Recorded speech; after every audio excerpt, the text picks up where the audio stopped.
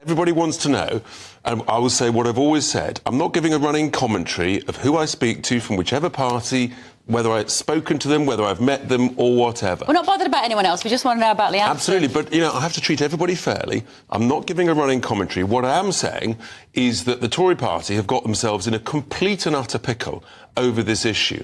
And you just had the clip there of Sadiq Khan. Let's be very clear what's going on here. He is a man who is seeking to divide and smear and label, and ultimately he's looking to suppress debate and discussion. Look, Lee's admitted what he said was clumsy. Yeah. I put out a statement on Monday. Yes, clumsy is right, but actually he speaks, the sentiment of what he was trying to say is actually supported by millions and millions of British citizens who are furious about what's going on our streets. Was he Islamophobic? This debate is all about language, Richard. It is, and the answer to that is quite clearly no. In fact, it's nowhere near. Now, we don't have a legal statutory definition of Islamophobic, but the best one is by the people who first invented the word. It's the Runnymede Trust. And I'll read you what their definition is that they recommend to the United Nations and the British government. A fear, prejudice and hatred of Muslims that leads to provocation, hostility and intolerance by means of threatening harassment, abuse, incitement and intimidation of Muslims both in the online and offline world. I mean, that is their definition, right? That is nowhere near where what Lee was. No. And frankly, that proves that Sadiq Khan actually is using this to try and suppress debate, because whenever he disagrees with someone or someone disagrees with him, he labels them. He labelled me a far-right racist because I was anti-lockdown. That's what he does, and it's appalling. It's got to be called out. So what Lee said was nowhere near the best definition of Islamophobia. Well, and the Tories haven't signed up to the definition of it anyway. Which is their own stupidity, frankly. Yeah.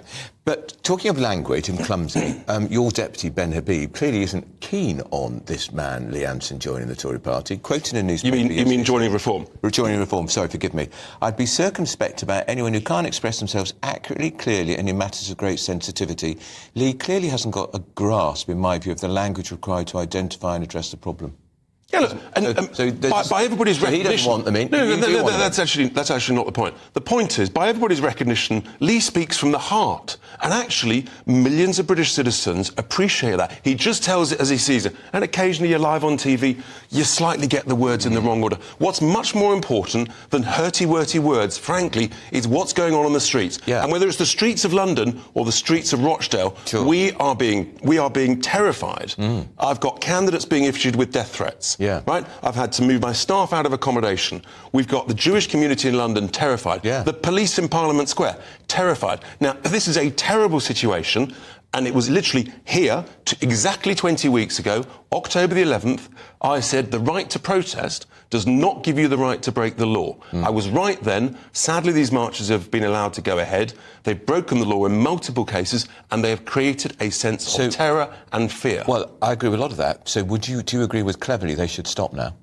Cleverly's expressed it completely wrongly. Yeah. Right? What he should be saying is these marches are inciting hatred and anti-Semitism, and that's why they've got to stop. Yeah. Of course, Bev, the right to protest is sacrosanct, but it doesn't give you the right to break the law. But I knew it the very first week because But individuals break the law. A protest cannot break the law. Thankfully, in this country, a protest cannot break the law. Have you been to any of these marches? I have driven past the Palestinian Have you actually been into them and talked to them? No, I haven't. Right, but you know what I was surprised by? I will say I was surprised by how many National Trust card holding do-gooders in their knitted jumpers were there. How many white middle-class people with a little thermos flask of coffee were also in those marches? I've been into two of them, and on both occasions, they were vile, ranting, abusive. I just asked them, I said, do you want to release the hostages? Do you condemn October the 7th?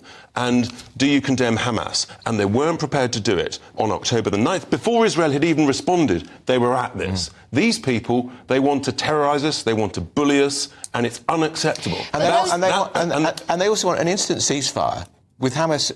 still has huge parts of control. A one-sided ceasefire is called surrender. Yeah. So look, I've been right. I've been proven 110% right on this. The government has been utterly weak. Cleverly's now being clueless with his words, and therefore you're right. But it's not about the right to protest. It's about the right to bully, intimidate, and break the law. And those people should be arrested. Yeah, but we've got to push you, I'm afraid, on this individual who said you can't do a running commentary. Is Lee Anderson going to join Reform UK? No, I'm not giving a running commentary what? on those Let's not- discussions. well, let's- Do you want him No, to? Andrew, you want him to? Let's brainstorm the pros and cons. What would the pros be of Lee Anderson joining Reform, do you think, for you? Lee Anderson speaks for millions of people up and down the country who are furious with what's going on and how our security and the whole atmosphere of the country is changing. And that's, in that sense, you know, frankly, the Tory party, I think they've got it completely wrong. But isn't abandoning Bennett him. Ebright, So- he's a potential liability? Because that's what you're saying. What might the negatives Actually, be? no. What might the negatives be? Frankly, who knows? But I'm not giving a running commentary. Well, we can discuss what the negatives might be. The negatives might be that No, some people have You can taken a discuss headline that. about You Lee can Anderson. discuss that. I'm not Some people have discussing taken that. a headline about Lee Anderson and they'll say, oh, he's the Islamophobic guy. Oh, now he's joined Reform. If they're just splashing around in the shallows of this story, that could reflect badly on Reform. Which is why the definition that I've read out is the important thing to focus on. And the Tory party and the Labour Party, they won't do that because they're using it to their own political ends. I'm talking about the right definition, the running mead trust definition. Yeah. That's what people should use. Stop. And actually, what Sadiq Khan's doing, he's the one creating division and anxiety. It's not Lee Anderson, let me tell you. Let me ask you another question. How does it work in the constitution of the Reform UK? If he does want to join your party, is it in your gift? You're the leader? Or do you have a committee it has to go through? How do these things work? We're a great team, and we discuss all these things, and we come to a conclusion, as you would expect by a well-run entity. So it's not a Andrew. decision for you? Look, we're a great team. I bet it we'll is a discuss decision it. for you. I And bet it is a decision. ultimately, someone has to make the decision. Right. Of course. So And that you would are be you. that's Ultimately, that's the boss. What would the negatives be for the Conservative Party if Lee Anderson comes and joins Reform? Look, they've already had the negatives. Their negative is they're in absolute chaos. They don't know what they're talking about. They don't know the definition of Islamophobia. They're all petrified. And they just look ridiculous, frankly. No, come on, let's use our imagination. If he leaves, if there's former deputy leader of the Conservative Party, joins Reform UK in the next few days, what does that tell the British public about the Conservative Party? That they're clueless and out of touch with the British people who want these marches of anti-Semitic hate stopped. That's the reality. People are furious. And it's led to where we've got to. If they had stopped these marches day one because of what they were doing, then my candidate in Rochdale would not be having death threats 2 days ago. That's the reality, and that's where this has gone. That's what happens when you have weak, feeble leadership demonstrated by the Met Chief Boss, by Sadiq Khan, who's responsible for London security, by the Home Secretary and by the Prime Minister. I'm right, they're all weak, they're feeble, and that's led us to where we are. OK.